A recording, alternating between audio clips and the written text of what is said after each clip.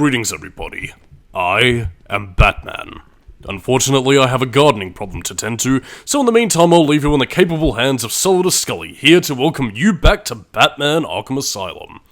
Today we finally head towards Botanical Gardens. We were actually here quite earlier on in the game, but unfortunately though, we couldn't really explore because we lacked the access. By which it basically meant you don't have the cryptographic sequences, so come back later. As is with the rest of the game structure of, here's a place, but you need stuff, so come back to a place. Good game design-ish, Metroid-inspired, kind of, whatever, sequence breaking, not possible. Brain shutting down, 40 go to 10. Anyway, this is something new. A rather unusual man, murdered for sleeping on the job. Is the number up for these guards? I'm guessing this was meant to imply that this dude was killed by Zaz? I mean, it makes sense, I suppose, because, Poison Ivy's kind of thing is sort of like killing men by, like, having plants eat them. Don't know if there's any symbolism there. Maybe Venus flytrap? Queashed. Anyway, in the meantime, though, since this is also the prime locale for Joker's experimentation with the Titan formula, yeah, his goons are also having a conversation about how they don't want to be titanized, even though they promise ultimate power, but then again, if you see some of the earlier subjects, yeah, it ain't gonna end well, and to kind of go into what Titan is, Titan is pretty much a running format all throughout the Arkham series, so yes indeed, the game begins with Titan, and it ends as such. And I am actually quite happy that I got the secret post-credit sequence that I did for the game, because, ties from the first game to the very end. In fact, the only game of the Arkham series that doesn't really tie into the whole Titan formula aspect is Arkham Origins, which, if I can briefly go into that before we get into our next stealth section, is basically the Joker realizing that he has a big boner for the Batman. But anyway, to kind of go back to the combat mechanics of the gameplay, I can finally unleash my favorite method of dispatching foes, pretty much strewing them up like Halloween decorations. This is my favorite means of doing so, and it is also where I get great mileage outside of the Sonic Batarang. Because not only can it also, hide, a lot of the suicide collars, again, guards won't be attracted to their beeping, but in turn you can also use it to lure guards towards your location, so hide beneath a gargoyle? I had both of those words in the brain and thought, fuck it, they're both good. Anyway, just hang underneath a gargoyle, put a Sonic Batarang beneath you, and as one hapless fool crawls underfoot, Batman will eat them. But you do have to be careful though, because again, if you hang guards in close proximity towards one of their bodies, they will actively know where Batman is and start shooting at him, which, again, it does become a bit of a pain in the ass, when the goons actively start, pairing up and using the buddy system as they get more frightened. Which, again, is something that I absolutely can't praise enough for the game's enemy dynamics. Like, again, they will team up together, they'll be frightened by, loud noises like a boiler going off, or, just their own paranoia of where the Batman is getting to them. And again, as you can see right here, they're buddying up, they're teaming up together.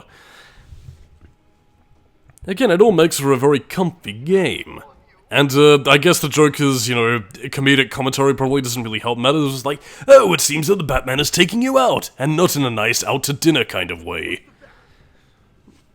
I mean, I did bring this up before, but I mean, apart from street cred, I really cannot imagine why anybody would want to work for the Joker, because, like, at the same token that he would probably be a hoot to be around, at the same time, he's probably like, he would probably kill you in an instant going, oh yeah, I'm instantly going to kill you, as a joke. But then again, I guess there is also the fact that, I guess maybe a lot of the goons could appeal to the Joker's ego, because, one of Joker's many qualities, and I suppose this does kind of vary depending on whether you go for more, like, Heath Ledger characterization, or, I guess the more traditional, mob boss or comedian kind of thing, is that the Joker is a massive narcissist.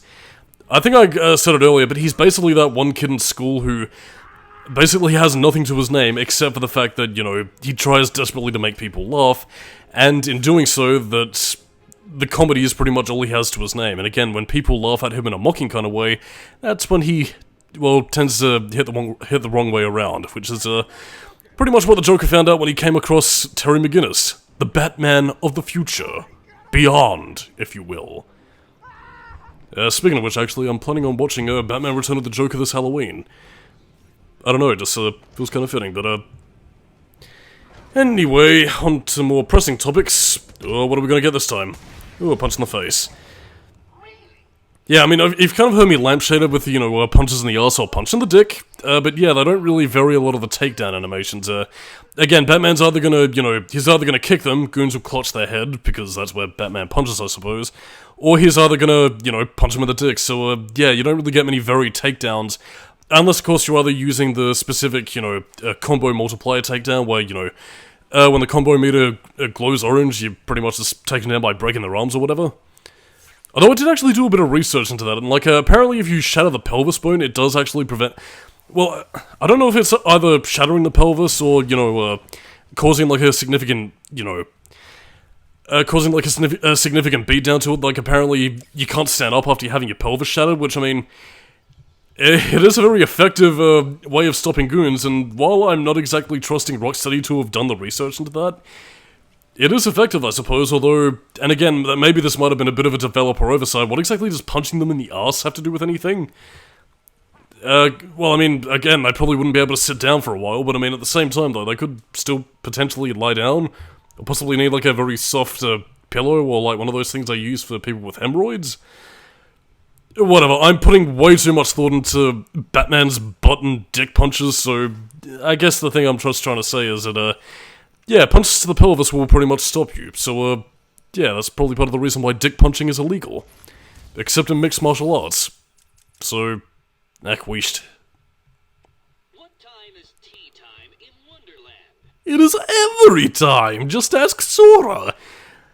But yeah, this is also alluding towards another cut element of, one of the Batman Arkham Asylum Rose Gallery. The Mad Hatter.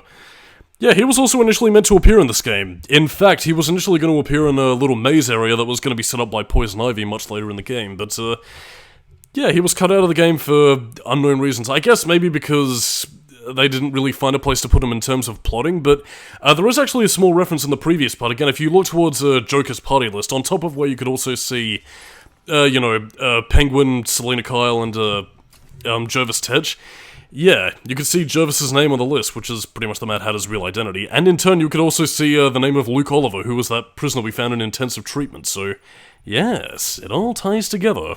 Although, how the hell this random Luke Oliver guy knew Joker is a mystery. That will be solved... never. You need to stop this now, before it goes too far. Stop? But everyone's dying to see what I do next. Let him go now. Really? Okay, if you say so, then. Whoopsie! No! You really need to speed things up, Bats. At this rate, you'll never catch me! Now, there is actually a glitch I've encountered where, and again, I think there are some videos on YouTube in the covering it with the original game, but yeah, there is actually a glitch where Batman, for whatever reason, his voice lines won't actually speak, so again, he'll pretty much be completely silent. He'll still, have the subtitles saying his lines with Joker responding to them, but Batman will be completely silent, so he'll pretty much just move his mouth forward going, "No, don't kill him!" And, yeah, it's just a fucking silly as hell pantomime scene, which is just fucking hilarious. Just like when we do, oops.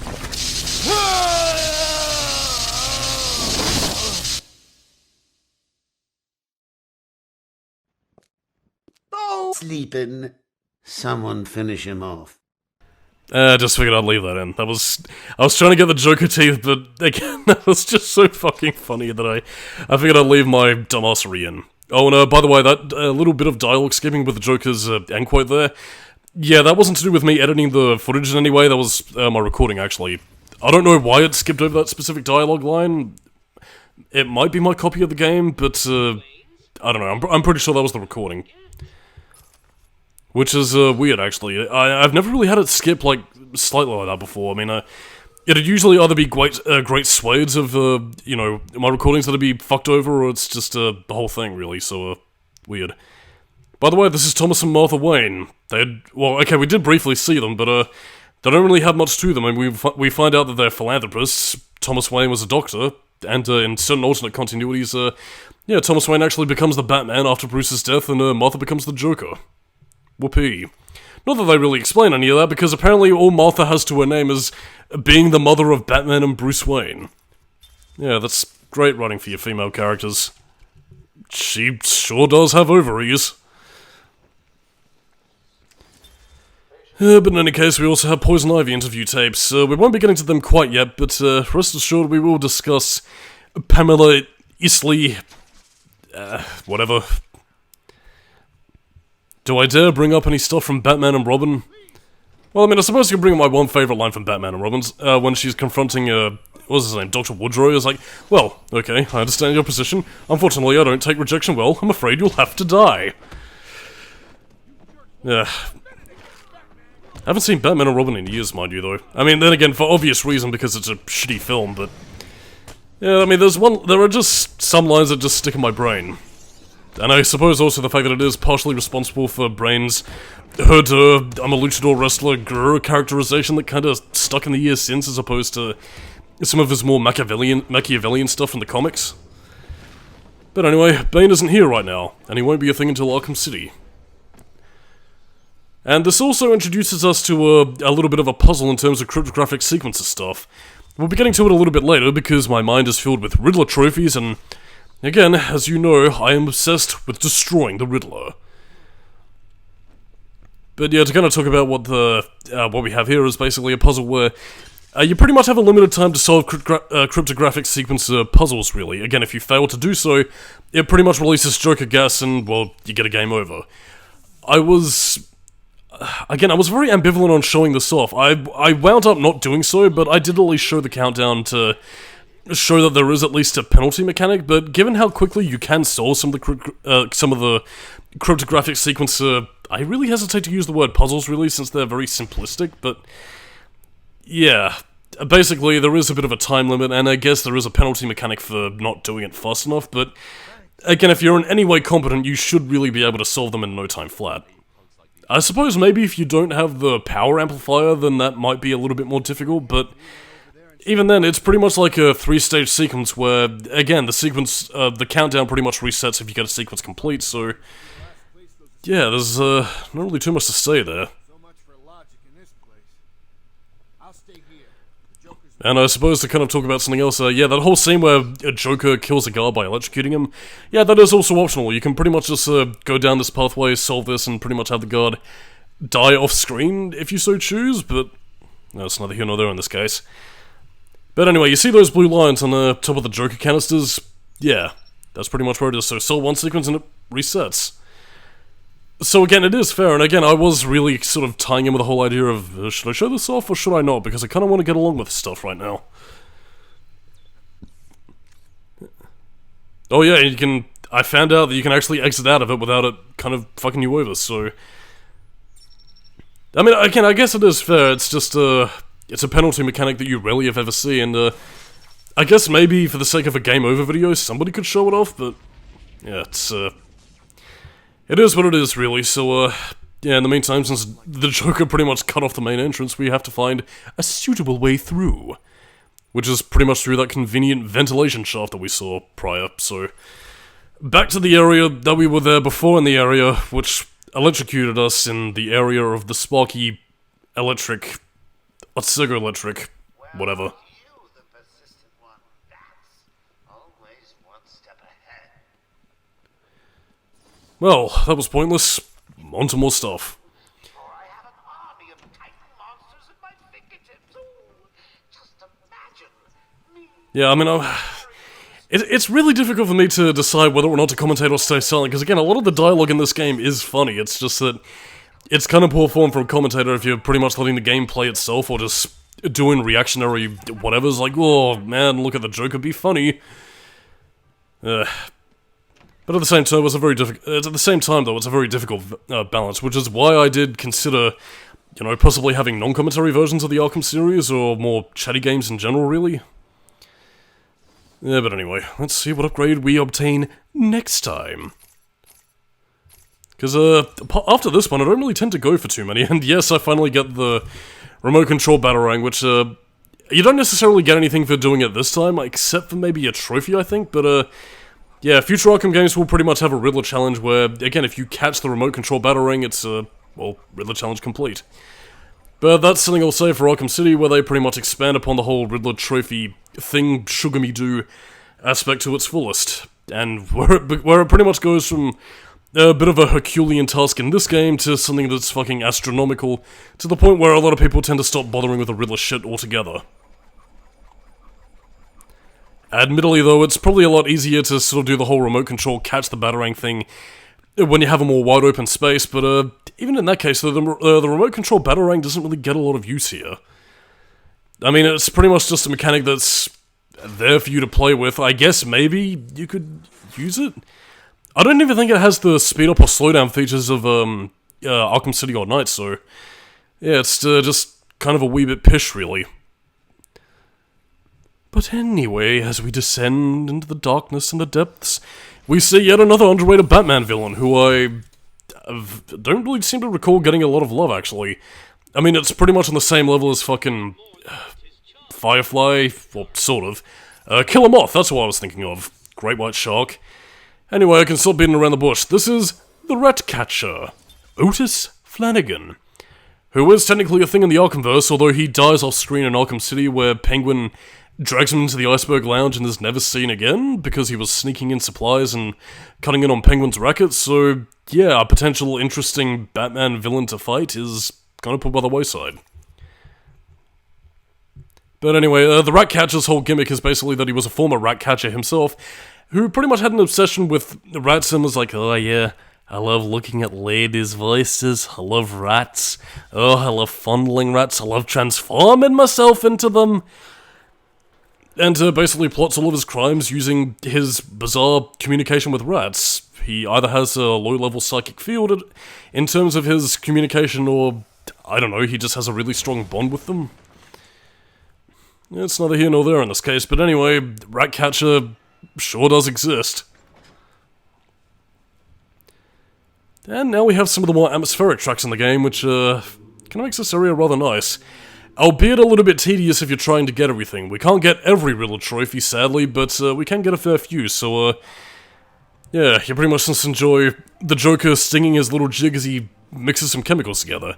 Red, a touch of green, a little shake, whoops! Which once again does also show just how much of a ball that Mark Hamill was having while playing the Joker, and yeah, sad to say, I think after the death of Kevin Conroy, voice of Batman in this game, for those not in the know, yeah, sadly, I don't think Mark Hamill's doing it anymore. Which is, again, it's a bit of a shame, but, you know, understandable reasoning, since, again, they were pretty much the perfect Batman and Joker double acts, in my opinion. Although, that being said, it is also kind of weird, actually, because there was actually, and again, I remember this specifically when Arkham City came out, is that I think it was that, unless it was an adaptation of The Killing Joke, that Mark Hamill wasn't ever going to voice the Joker again, which is what he... I don't know if he was misquoted, because he did voice the Joker a couple more times after that, but, and, you know, even in Arkham Knight, so... Yeah, kind of a weird discrepancy at that point, because, no, that goes into spoilers of Arkham City, and even though it is a world-famous game that a lot of people have played, I'll pretty much keep the big plot twist at the end of that game, quiet. Excuse me. But yeah, sadly, no more Kevin Conroy, no more Mark Hamill Joker voice, and I'm sad now. But let's see. Yeah, you do also have specific lines that trigger, but then you also have looping lines like Joker's little song, and this is pretty much Rocksteady fucking up a character model and going, oh, Jesus, don't worry, we can put him in the game as a failed experiment. Yes, yes. As you can see with this thing's fucking stubby masturbation arm. Yeah, I am convinced that this is pretty much a character model that they fucked up and just decided to throw in there because, fuck it. I suppose to kind of go into the subject of, I was going to go into the subject of Batman voice actors, but I really don't have much to say apart from Kevin Conroy. I can't really list, any other ones that particularly catch my ear. I suppose, Reno Romano from the 2004 Batman show does kind of capture a nice younger Bruce Wayne, although, the only other voice actor I think even comes close is, Diedrich Bader, who, again, on top of also voicing Batman in The Brave and the Bold, was, also the voice of, Zeta from the Zeta Project, which is a show that I love to death. Unfortunately, it was cancelled, and we haven't seen anything of it since, which really makes me very sad because the show ended rather unceremoniously. And again, what exactly does the Zeta Project have to do with Batman? Well, the Infiltration Zeta units debuted in an episode of Batman Beyond. There was also a Batman cameo appearance in... Well, I'd say cameo appearance is more like a shared guest episode in the Zeta Project as well, so yes. Zeta Project and Batman. A match made in heaven. And there were also some very early prototype Infiltration Zeta units in a... It was one of the Cadmus episodes of Justice League Unlimited, I think. I mean, I don't know if the reference was intentional, but they did show up, so that's one good thing about it. Yeah, but anyway, that's pretty much all we can do in this area for now. There is one other Riddler trophy that we can't get at this point that pretty much requires, I think the final upgrade we actually get as Batman, which allows us to pull down breakable walls, so sadly we'll pretty much have to deal with the cards we're given and move on with our lives. Oh dear god, my throat is running dry, but don't worry, we have a cutscene. Oh yeah. Answer him! Please, stop. I told you what you wanted to know. You got everyone. Please, you can let me go. And you promise you won't tell anyone about Joker's plan? Well, okay then. Help this guy to his feet. Then shoot him in the face. My pleasure. Wait, but you said... What? Did you think we just let you walk out of here? Man, that's funny. Listen up. I'm gonna kick you a bit more, then when you pass out, I'll drag you back in there and throw you down the hall. Let all your friends watch. Stop right there, you villainous curs! The Batman is here to save the day! Batman! Yeah, I don't think double counters are a thing in this game, so, yeah, limited combat is even more limited, really. Come on, break his arm. Oh, yeah, the crunchy sound design. Yeah, that is also another thing I'd like to point out, actually, in terms of, the video game trifecta of, mechanics, dynamics, and aesthetics. Again, if you have some really crunchy sound design, that's just like an instant times 10 multiplier in terms of making the combat more satisfying. And, again, I do recommend you to go back to some of your favorite fighting games and notice how crunchy the sound design is. Like, I mean, even on older consoles like, the Mega Drive or NES or whatever, just listen to that sound design and how crunchy it is and, God damn, when your punches hit and they land so satisfyingly, oh god, there's no greater feeling in the world. But yes, we lack the access, so we can't talk to Poison Ivy. Wee, dynamic camera, but we can't get it. Yeah, that's another thing that Arkham City also fixes, the Batclaw being able to pick up Riddler trophies. Would have been very helpful in this game, but alas, Rocksteady lacks common sense, I suppose. More interview tapes with Poison Ivy going, oh yes, fall in love with me, my pheromones. And this is also Constance Arkham, the first lady of Arkham, who was pretty much Amadeus Arkham's mother, who was like, Amadeus, Amadeus, Amadeus, Amadeus, I'm going fucking crazy. Oh, Amadeus. Get some medical help, you crazy bastard, and yeah. Actually, no, I'm kind of confused, actually. No, I think Constance Arkham was meant to be Amadeus Arkham's wife, so, yeah, Mad Dog was pretty much the one who killed Amadeus' wife and daughter. So they were pretty much like, Amadeus, Amadeus, Amadeus, Amadeus, please reform this madman. Oh, Amadeus, we're all dead and you can go insane, too. And become a ghost, haunting the walls. And speaking of underrated Batman villains, we also have Humpty Dumpty, who's, yeah, another occupant of the comics that hasn't really had that many appearances. I think he might have made a brief appearance in Beware the Batman, but that's the only other media that I can even slightly recall Humphrey Dumpler over here ever appearing in, which is kind of a shame, actually, because he has a very demented backstory. You know, he was abused, and he likes taking people apart and putting them back together in a very broken working order, which is... Again, there is quite a lot you could actually do with this character, and it's kind of a shame we haven't really seen them do more with the character, so, yeah. A little bit of a bookmark for future Batman writers. Kind of in a similar vein to how in Arkham Knight we actually had an appearance with Professor Pig, which was actually one of the creepiest side missions in the entire game, I'd say, so, yeah.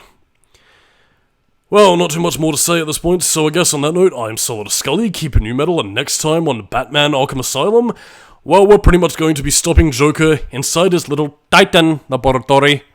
Catch you next time. See ya.